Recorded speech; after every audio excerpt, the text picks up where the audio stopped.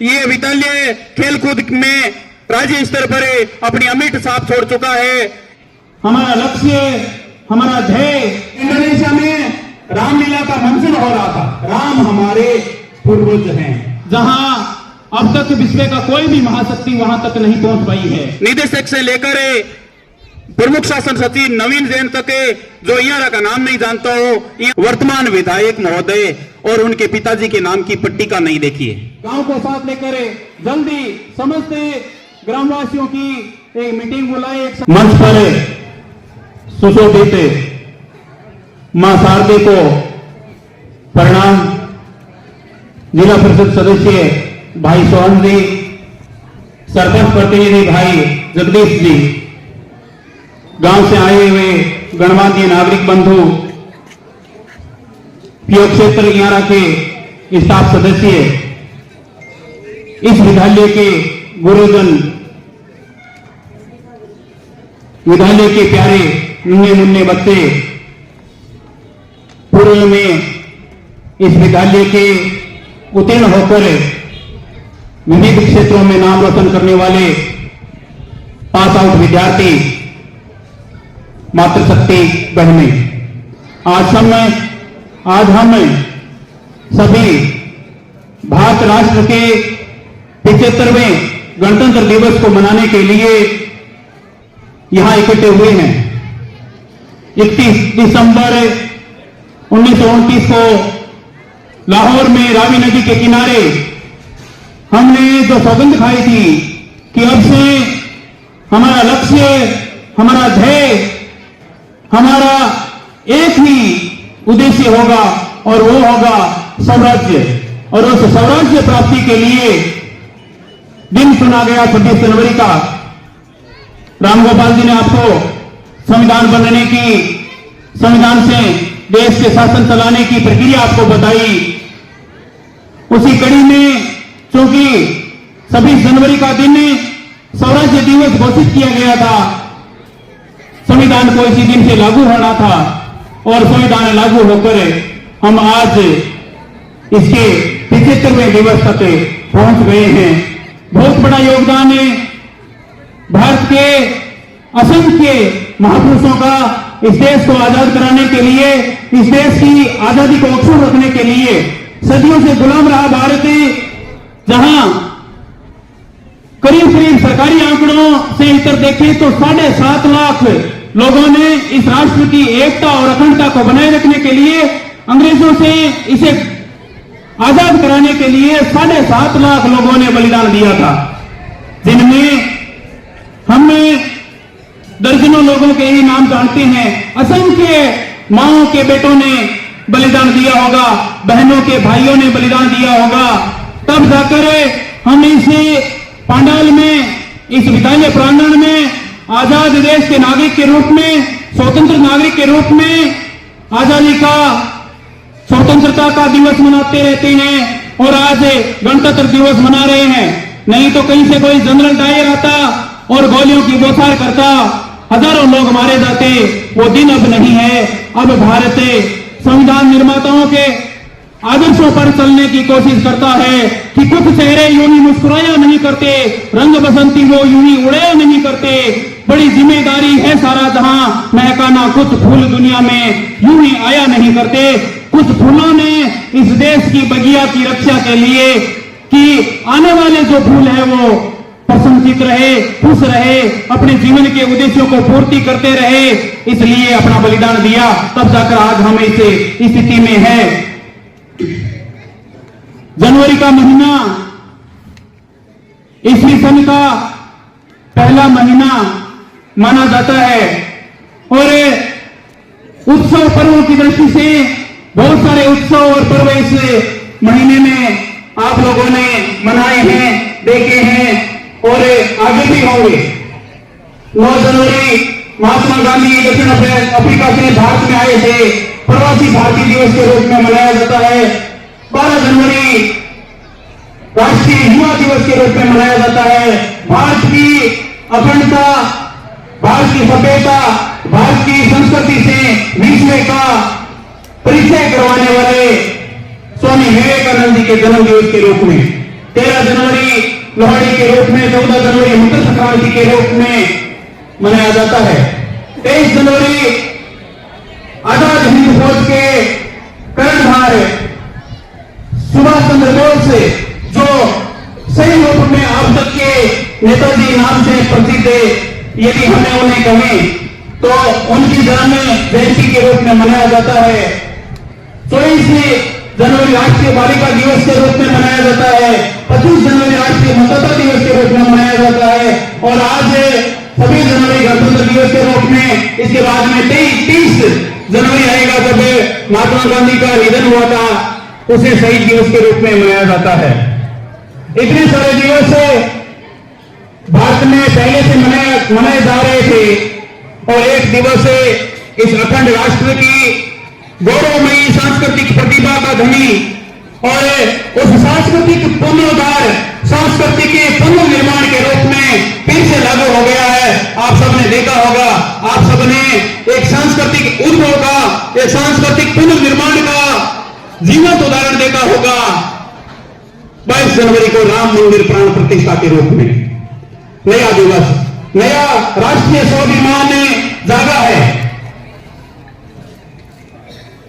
बच्चों को मैं बता रहा था उनके में, एक बार फिर से दोहराऊंगा, भारत के भूतपूर्व प्रधानमंत्री अटल बिहारी वाजपेयी इंडोनेशिया की यात्रा पर थे।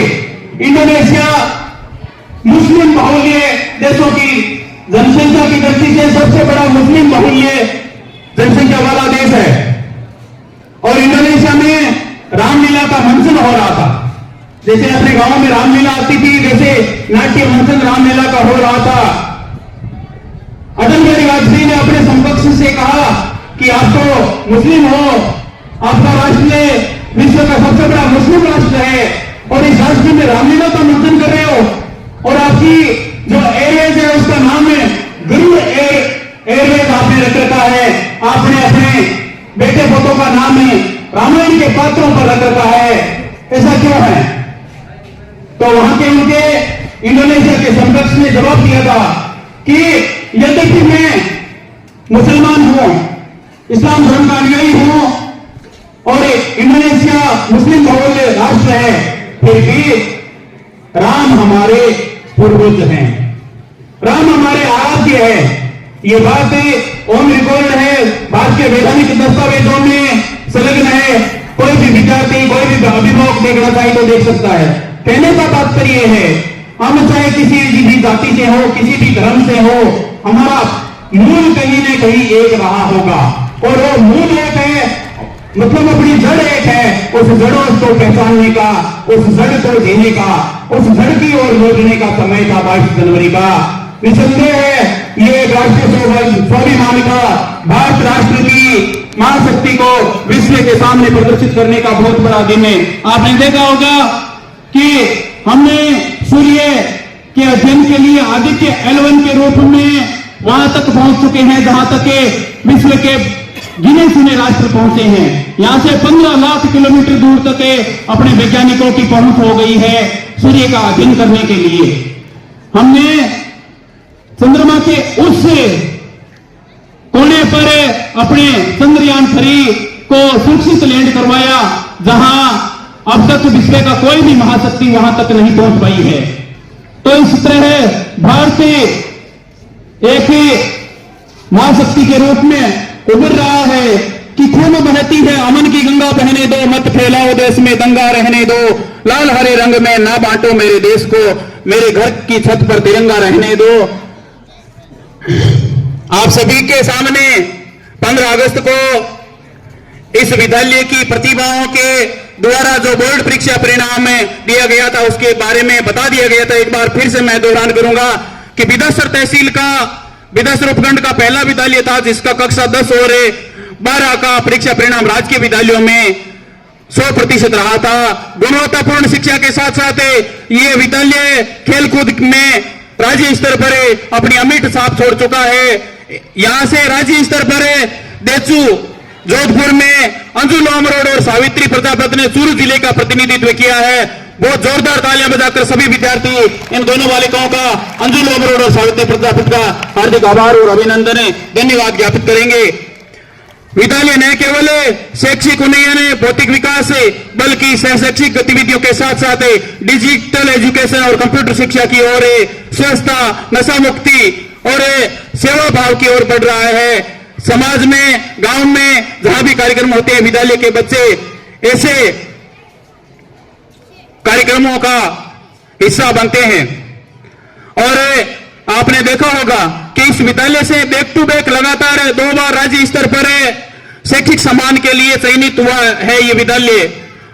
और राजस्थान का ऐसा कोई भी विद्यालय नहीं, ऐसा कोई भी कर्मचारी नहीं, ऐसा कोई भी प्रशासक नहीं, यहां से अपने निदेशक से लेकर प्रमुख शासन सचिव नवीन जैन तक जो इयारा का नाम नहीं जानता हो, इयारा की पहुंच वहां तक, नाम वहां तक गुंजा है। और वो गुंजा है अभिभावकों के सहयोग से, विद्यार्थियों के सहयोग से। और सबसे अधिक यदि किसी को श्रेय जाता है तो वो है मेरा अनुभवी प्रशिक्षित और युवा शक्ति से भरा हुआ स्टाफ। मैं मेरे स्टाफ के लिए 2 शब्द कहना चाहूंगा। ये हुनर, ये रहनुमाई, ऐसी सादगी की कैफियत नहीं देखी। किरदार तो बहुत देखे हैं जमाने में, मगर आप जैसी शख्सियत नहीं देखी। स्टाफ के सदस्यों के सहयोग से इस बार भी हम आपको पूरा विश्वास दिलाते हैं कि हमारा विद्यालय शैक्षिक उन्नयन की दृष्टि से, गुणवत्तापूर्ण परीक्षा परिणाम की दृष्टि से राज्य स्तर पर अमिट छाप छोड़ेगा। पीछे जो घोषणाएं की गई थी उन घोषणाओं के अनुरूप विद्यार्थियों को पारितोषिक दे दिया गया था। और मैं एक बार पुनः बोर्ड के विद्यार्थियों को उस पारितोषिक के बारे में स्मरण करना चाहूंगा कि विद्यालय परिवार कक्षा 10 और 12 में 80% से अंक से अधिक अंक लाने वाले विद्यार्थी को 500 रुपए, 85% से अधिक अंक लाने वाले को 1100 रुपए, 90% अंक से अधिक लाने वाले को 5100 रुपए, 95% से अधिक अंक लाने वाले को 11,000 रुपए और कक्षा 5 और 8 में A+ ग्रेड लाने वाले विद्यार्थियों को 500 रुपए। इस प्रकार से इसमें 2024 की बोर्ड परीक्षा में बैठने वाले विद्यार्थियों के लिए भी ये घोषणाएं जारी रहेगी। विद्यार्थी चाहें तो घोषणाओं का लाभ भी उठा सकते हैं और अपनी मार्कशीट में अधिकाधिक अंक अर्जित कर सकते हैं। सरपंच महोदय बैठे हैं, गांव के गणमान्य नागरिक बैठे हैं। मैंने एक बार पहले भी जब अनौपचारिक बैठक हो रही थी तब मैंने बताया था और आज फिर से बता देता हूं कि इस विद्यालय परिवार में इतने सारे कमरे बने हुए हैं, इतने सारे हॉल बने हुए हैं, कहीं भी मैंने वर्तमान विधायक महोदय और उनके पिताजी के नाम की पट्टिका नहीं देखी है। विद्यालय में एक भी कमरा या हॉल मास्टर भंवरलाल जी मेघवाल साहब, मनोज मेघवाल साहब का विद्यालय जो उनका कोटा है, विधायक कोटा, प्रवेश द्वार बनाया है, वहां पट्टिका उद्घाटन निसंदेह उन्होंने किया, परंतु वो प्रवेश द्वार पंचायत के कोटे से बना है। इस विद्यालय की बात कर रहे हैं बस, नहीं विद्यालय की बात कर रहे हैं। तो मेरा आपसे आग्रह रहेगा कि इस विद्यालय में ये जो मंदिर के पीछे वाले 3-4 कमरे हैं, इसकी जगह आप विधायक कोटे से 3 नीचे के कमरे और 3 ऊपर के कमरे, 6 कमरे लाकर पीछे का जो सारा रिकॉर्ड है वो तोड़ सकते हो, आपके पास अवसर है। और विधायक पूछते रहते हैं, हमें पता है उन्हें चाहिए काम कराने वाले सरपंच चाहिए कि कहां हम पैसे दें। हम लोग ये डिमांड नहीं करते, हम लोग मांग कर नहीं करते। तो निसंदेह मेरी ऐसी गुजारिश है, ऐसा आग्रह आपसे रहेगा कि आप विधायक महोदय से मिले और विधायक कोटे से जैसे ही अप्रैल में फंड रिलीज होता है, आप सबसे पहले इयारा विद्यालय में 6 कमरे विधायक कोटे से बनवाएंगे, ऐसी अपेक्षा, ऐसी कामना है। अभी सोम जी से बात हो रही थी तो आपने मुझे पीछे जो पाटनी परिवार यहां विद्यालय में आया था और वो घोषणा करके गया था, उसकी पुनः स्मरण के रूप में आपने बताया कि पाटनी परिवार ने विद्यालय की जो 5 वर्षों की लंबी मांग थी, इस पूरे प्रार्थना स्थल पर टिन शेड की, भव्य टिन शेड की उस मांग को स्वीकार कर लिया है। बहुत जल्द इस पूरे परिसर पर टिन शेड होगा, सर्दी में, गर्मी में, बरसात में कोई भी कार्यक्रम हो, कोई भी परीक्षा का आयोजन हो, कोई भी सांस्कृतिक कार्यक्रम हो, किसी भी प्रकार की कोई बाधा नहीं होगी। तो इसलिए पाटनी परिवार का एक बार हार्दिक आभार और अभिनंदन है। आप भामाशाह के सहयोग से जो राशि मुख्यमंत्री जन सहभागिता में विद्यालय परिवार को भेंट की गई थी और वो राशि हमने एडीपीसी चूरू के खाते में उसी समय जमा करवा दी थी। लगभग 1 साल होने को है। फरवरी में 4 फरवरी को राशि जमा होनी शुरू हुई थी और 31 मार्च तक वो राशि जमा हुई थी। चुनावी साल था। मुख्यमंत्री महोदय ने जन कल्याण के कार्यों को प्राथमिकता देते हुए, जनता को सीधा फायदा पहुंचाते हुए जो स्कूलों का बजट था उस बजट को रिलीज नहीं किया। अभी भी उसे मुख्यमंत्री जन सहभागिता के कोष में सरकार की तरफ से कोई फंड रिलीज नहीं हुआ है। आशा है, उम्मीद है 1 अप्रैल से नया बजट जब आएगा तो इस दृष्टि से जो डिजिटल एजुकेशन की तरफ और विद्यालय विकास की तरफ आप लोगों ने जो पैसे जमा करवाए थे उसके 60% का जो हिस्सा है वो सरकार देगी और जल्द ही उसे तो कार्य रूप में परिणित किया जाएगा। पीछे 15 अगस्त को ग्रामवासियों के द्वारा कुल 19,100 रुपए विद्यालय परिवार को दिए गए थे। 26 जनवरी 2023 की 20,190 रुपए की बचत थी। इस प्रकार कुल आय 15 अगस्त 2023 तक अपनी 39,290 रुपए हो गई थी, जिसमें से कुछ खर्चे 15 अगस्त को हुए थे।